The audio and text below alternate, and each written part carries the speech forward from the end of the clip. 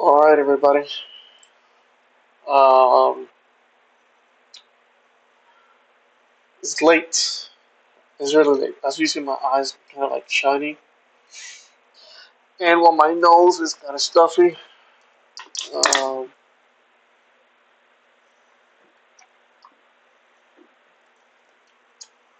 but that's why. Excuse me. Wow. But yeah, it is because it is late. It is about 3:30 where I'm at. So we're gonna have to run. So we're gonna have to run through this not quickly, because I want to give it the attention it deserves. But we're probably not gonna look into anything as deep, and we're gonna focus on something that's maybe more substantial. Um, Jesus, excuse me. So we're gonna look back up on the bill. We had a couple questions that we had, and came to the conclusion that at least Sec 101 um,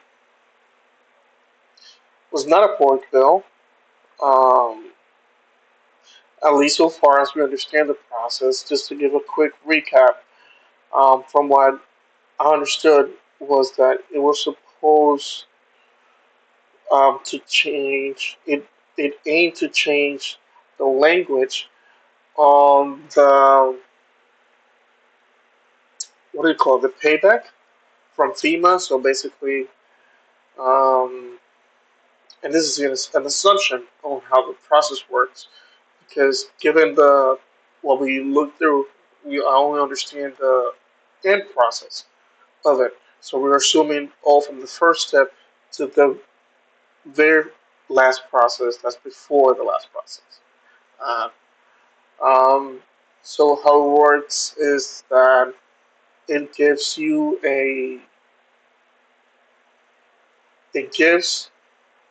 state and local government um, a lapse of 3 years after the last report of their expenses, I guess, was is made. Let's say, for example, if it's a governmental building and it's destroyed, it takes 5 years to rebuild.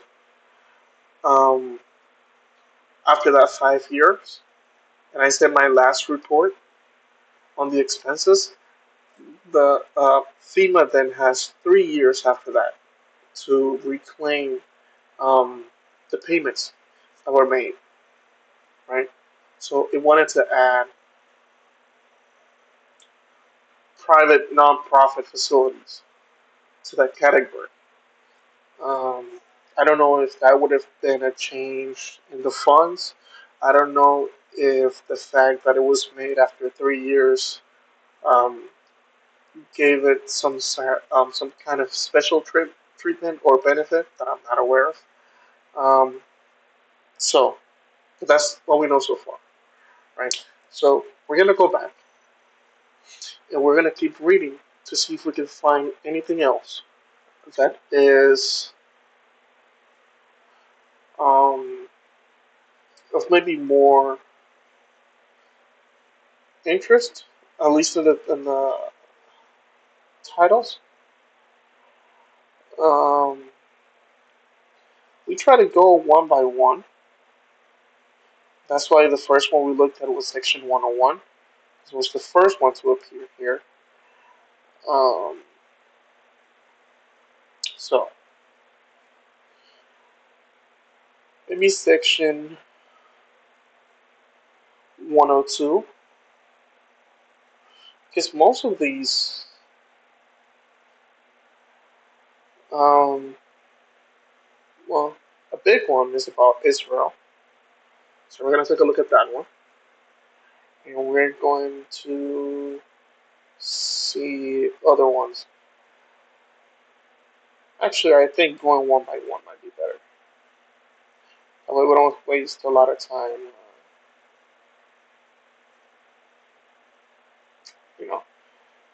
selecting the ones. So we're gonna go to section 102, to sec 102. We're gonna go, Jesus. Instead, we're gonna put 102.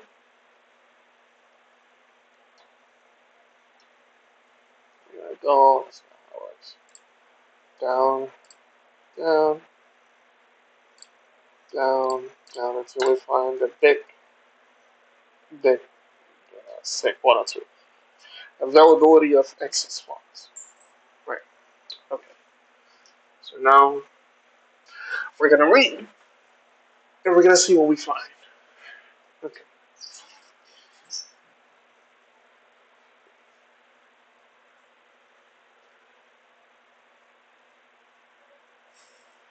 I think we did skim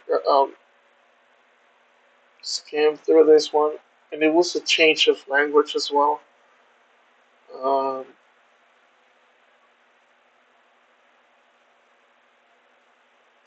so I want to stick as close as possible to the claim of pork bills. So I don't know if changes in language um, would be a big part of that. I wanted to read through FEMA once I realized that that's what it was, because there was a big talking point about FEMA and all the things that have been going around about it recently. Um, so I don't know if this is the best idea. But then again, after this, I don't know what would qualify. Um,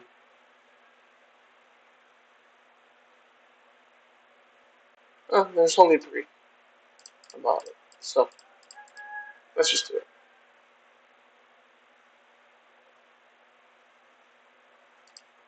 Okay, so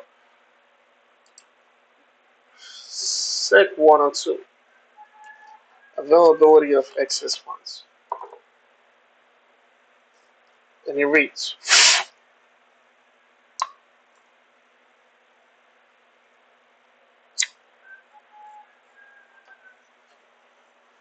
in general,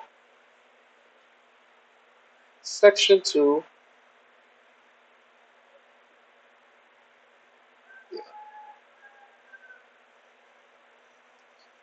Section 2, Sec 2, Section 324 of the Robert T. Stafford Disaster Relief and Emergency Assistance Act, which is, from my understanding, 42 U.S. Code 5165B, is amended. This is it. Actually, this is not it. We're gonna have to look back on. This is 5205. We're looking at 5165. So we're gonna go 4265.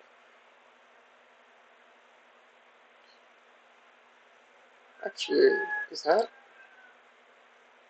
42 USC? See, 5165. 5165.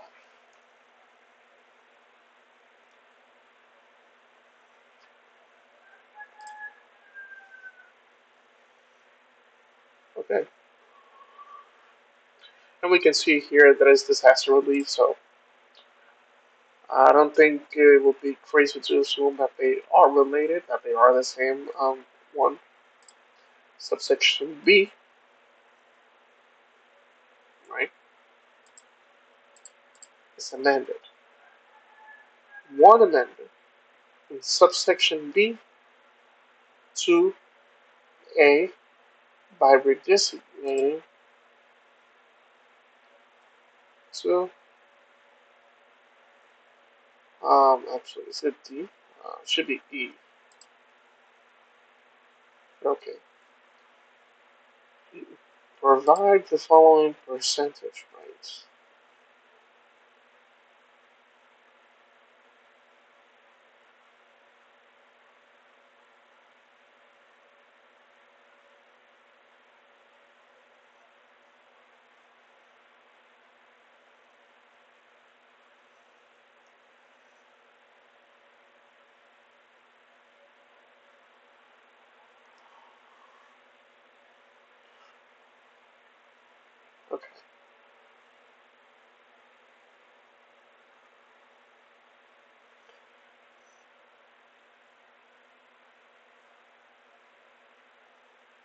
Mitigation planning.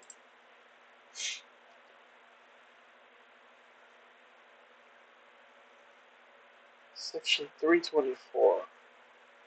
I'm guessing Section 324 refers to 42 U.S.C. 5165B. In subsection B, there's B, there's 2. We're designating paragraphs A and B in clauses as clauses 1 and 2 respectively, and adjusting the margins accordingly.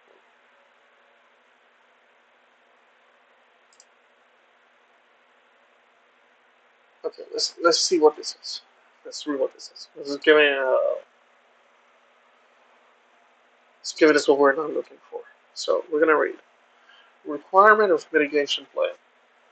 As a condition of receipt of an increased federal share for hazard mitigation measures under subsection E of this section, a state, local, or tribal government shall develop and submit for approval to the President a mitigation plan that outlines processes for identifying the natural hazards, risks, and vulnerabilities of the area under the jurisdiction of the government. So,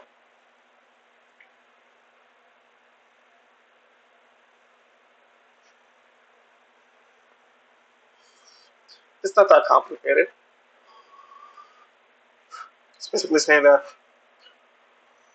from my understanding, if you want a bigger share for hazard funding, give us what the process for identifying these hazard risks and vulnerabilities for that area, for the area is, right?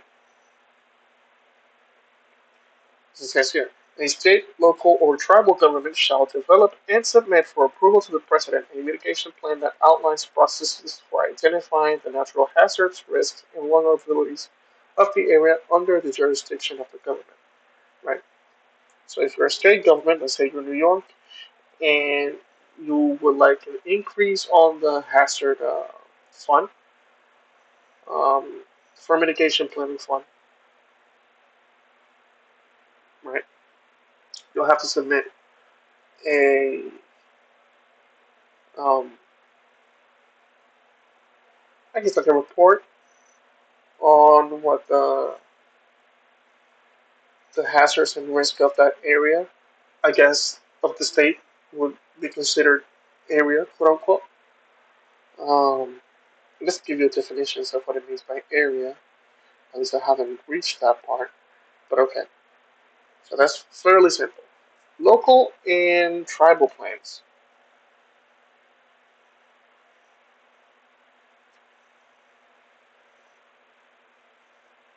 Okay, so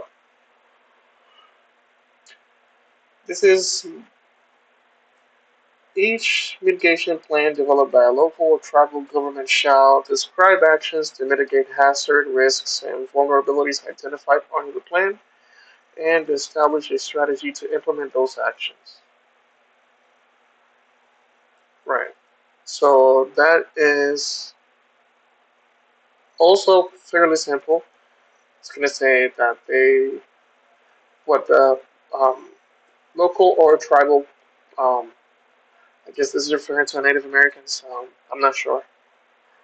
Um, but it's basically saying the same thing that this part was saying, right? You can describe the actions to mitigate them and how you plan to implement those actions, right? And then you submit those for the president to approve them, and that's how it goes. For state plans, I'm guessing from the sheer amount of extra steps, that it's a more lengthy process. Yeah, I still have to identify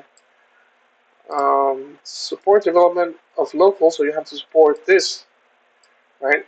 So this is how it ranges down from federal, right? It's telling you what you have to do, and it's telling you that as a state, your responsibility is to support the local planning, right? Uh, and the step 3 is provide for technical assistance to local. That is what we just read. Identify and prioritize mitigation actions that the state will support. as resources become available. Okay, I don't know what that. Identify and prioritize mitigation. Okay, it's um, it's still saying that it wants expanding on, well, not expanding, basically saying the same thing that I was saying at the beginning, but it's a more specific plan for the state. I still don't see how the wording that will be related to this, right?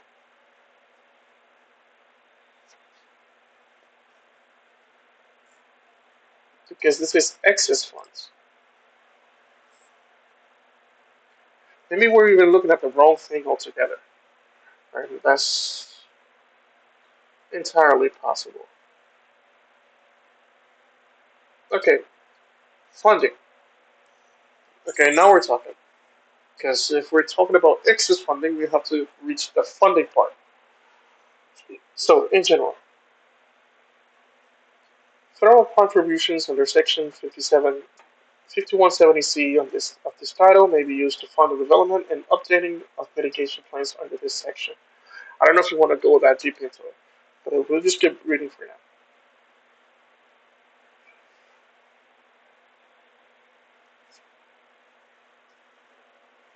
So, with respect to any mitigation plan, a state, local, or tribal government may use an amount of federal contributions under Section 5170C of this title not to exceed 7% of the amount of such contributions available to the government as of the date determined by the government. Okay, so this is interesting. It's a little bit more complicated.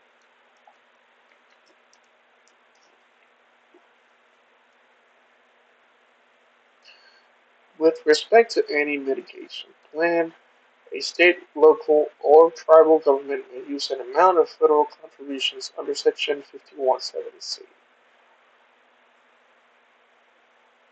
Huh. I guess we do want to take a look at this. Please don't.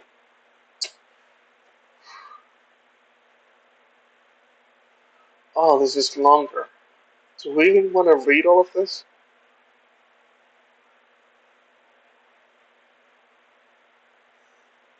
Uh, uh, uh.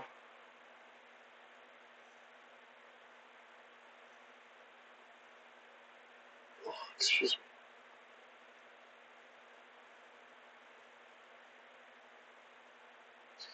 The President may contribute up to 75% of the cost of hazard mitigation measures which the President has determined are cost effective and which substantially reduce the risk of future damage, hardship, loss, or suffering in any area affected by a major disaster.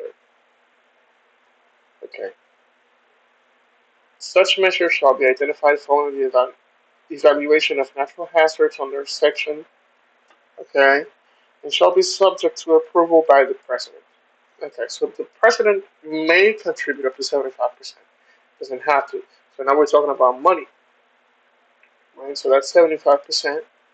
Subject to Section 5165 of this title, the total of contributions under this section for major disasters shall not exceed 15% for amounts not more than 2 billion. 10% for amounts of more than 2 billion and no more than 10 million and 7.5% on amounts of more. Uh, huh. Okay.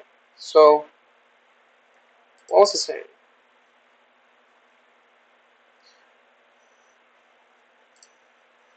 Okay. So this is not really giving us. It's giving us specifics, but not specifics as far as what we're looking for. If we only take this, where's okay? If you only take this part into consideration, this is saying that it needs up to 70. The president may contribute up to 75, which I mean, I think that um, the president, I guess, it's a power only given to the president. Okay, not so much the executive branch, but the president, um, him or herself, may contribute up to 75% of the cost of hazard mitigation measures. Okay.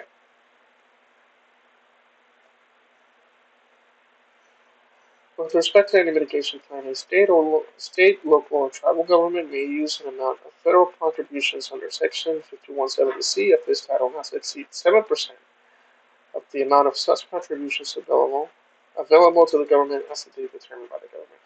I'm guessing that if we take that 75% as an example, it might not exceed that amount, that 7%.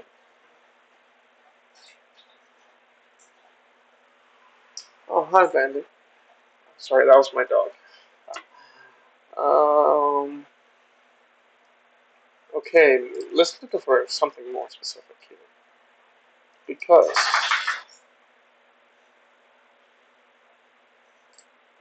oh, is this beef? Yeah, I'm guessing this is beef.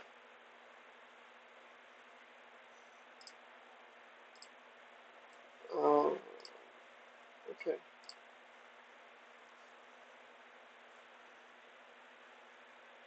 Mm, okay, so this is totally different. Okay, let's see if we can find it now. Right.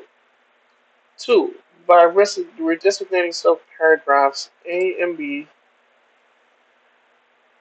guessing this are the subparagraphs, right? As clauses 1 and 2, respectively. I don't know what changes. And adjusting the margins accordingly.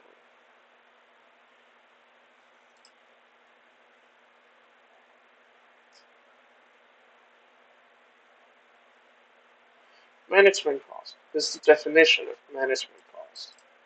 In this section, the term management cost includes any indirect cost, any direct administrative cost, or any other administrative expense associated with a specific project under a major disaster, emergency, or disaster preparedness or mitigation activity or measure. Okay,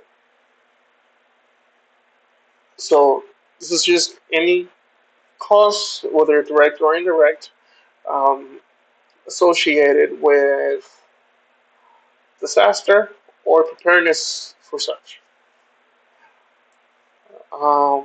Unless I'm misunderstanding the use of the word mitigation here, I don't think it means. Well, I guess preparedness is a form of prevention, depending on how you want to look at it. Um, okay. Notwithstanding any other provision of law, including any administrative rule or guidance, the President shall, by regulation, implement management cost rates for grantees and sub-grantees that shall be used to determine cost contribution in this chapter for management costs. I am not understanding this, but I understand it enough to not think excess funds.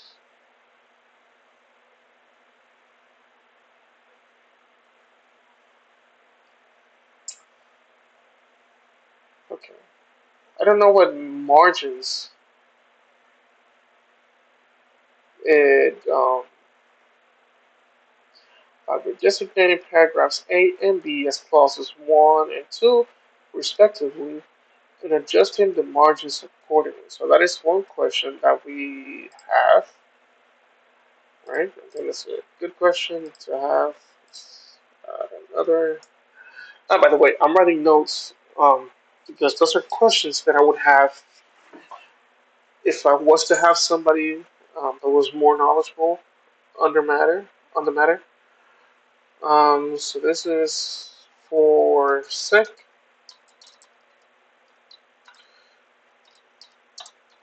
1 or 2, which is um, mm, billing of excess funds. So I guess my first question would be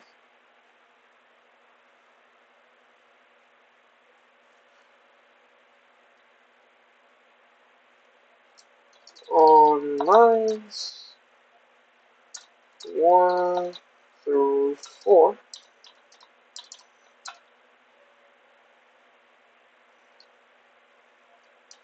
Well, let's just say on 1, on line 3,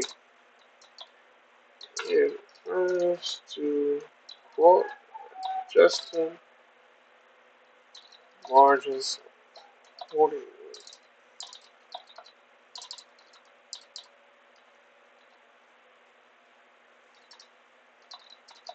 That does mean this.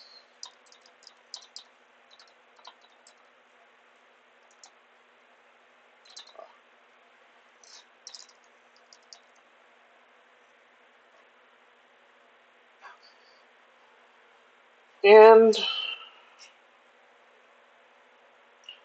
B. In the matter preceding clause 1, so as we're designated by striking provide the following percentage raise. Saw this provide the following percentage raise. Right. This.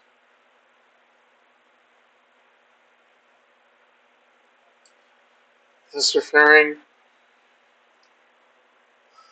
the administrator of the Federal Emergency Management Agency side shall provide the following percentage rates in addition to the eligible project cost to cover direct or and indirect cost of administering the following programs. Hazard mitigation. Okay, let's see what this means first.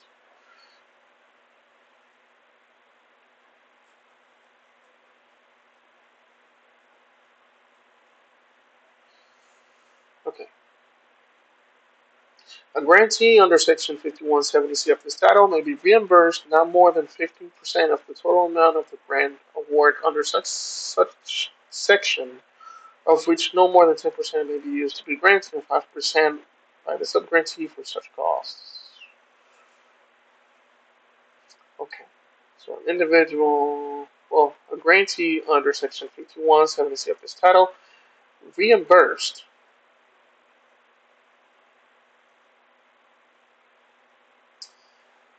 How's the grantee reimbursed when they're the ones being granted the grant? I'm not understanding because usually the one being reimbursed are the grantors. Is that the name of it? Opposite of grantee.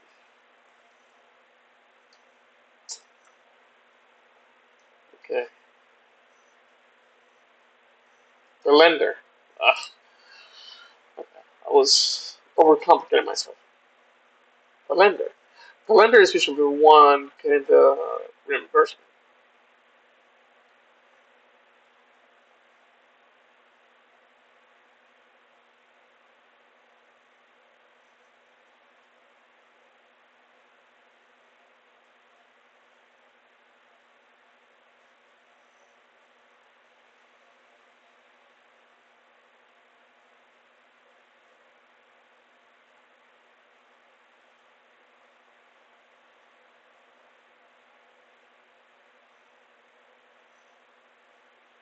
I'm guessing that the grantee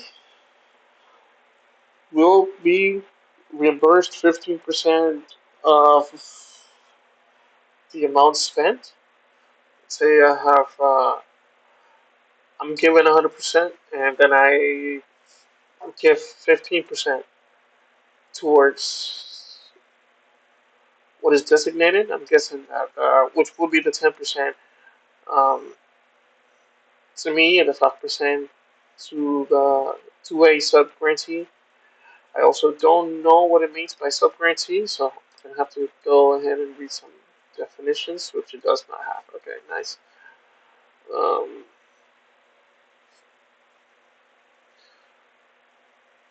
okay, okay. A grantee under sections 75,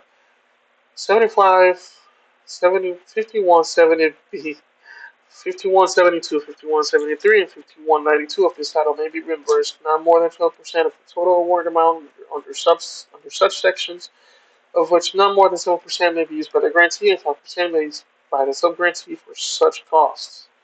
I still do not understand what that means, but I do not see this one might just be too complicated, right? At least for me. Uh, oh, we have definitions here. Okay,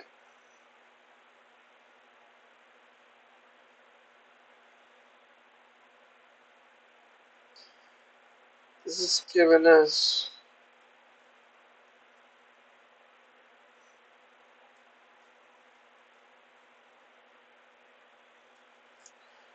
I think I'm reading too far now. Yeah. Okay, so let's read this whole thing first and understand this. And we read up to this point. Excess funds for management costs as described in subsection C and the following percentage rates. By redesignating, uh, by redesignating subsection C as subsection D, and 3, by inserting after subsection B the following, subsection C. Okay, so that part is adding a subsection. So it's moving subsection C down to D, and it's creating another C, which is use of excess funds for management costs, which gives a definition. In this subsection, the term excess funds for management costs means the difference between one, the amount of the applicable specific management costs authorized under subsection B1 and subsection B2B, and B, as of the date in which the grant award is closed, the amount of funding for management cost activities expended by the grantee or sub-grantee receiving the financial assistance with costs described in subparagraph A. Oh, Jesus. Okay. 2. Availability of excess funds for management costs. The President may make available to a grantee or sub-grantee receiving financial assistance under Section 403, 404, 406, 407, or 502 any excess funds for management costs. This is interesting because I don't understand.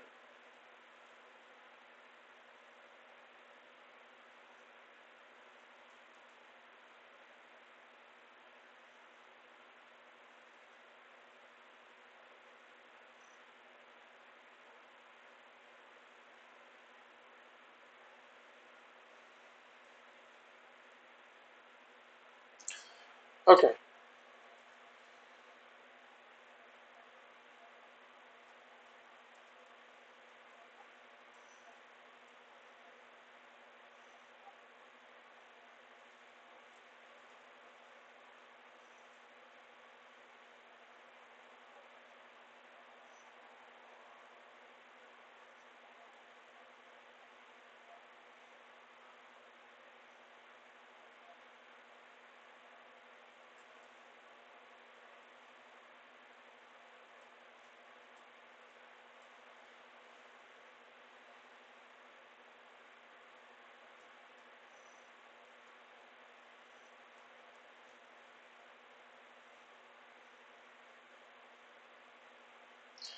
the President may make available to a grantee or sub-grantee receiving financial assistance under Section 403, 467, or 502 any excess funds for management costs. So from my understanding, right? From my understanding, this is saying that if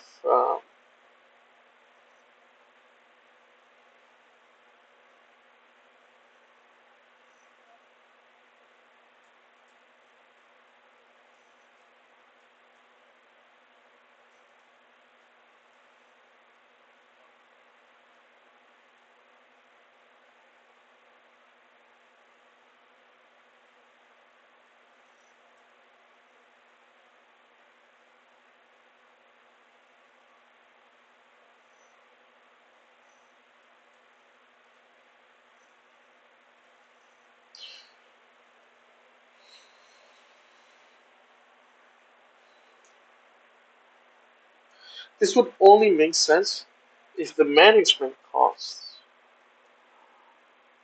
are about something other than just the emergency preparedness and recovery,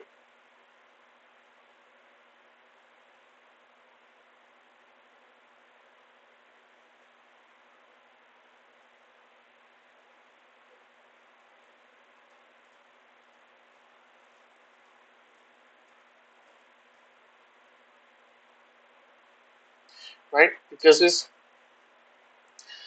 basically saying if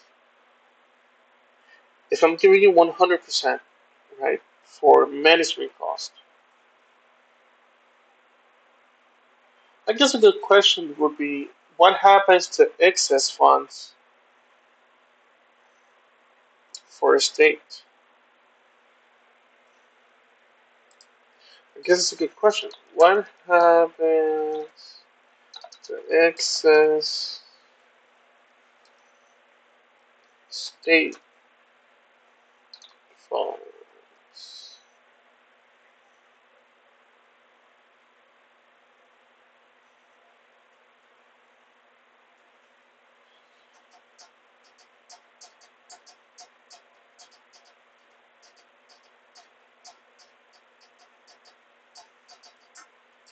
Okay, I guess this makes sense.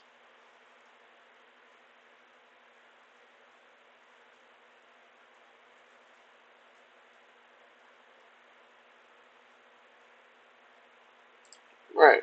Thanks, Wikipedia.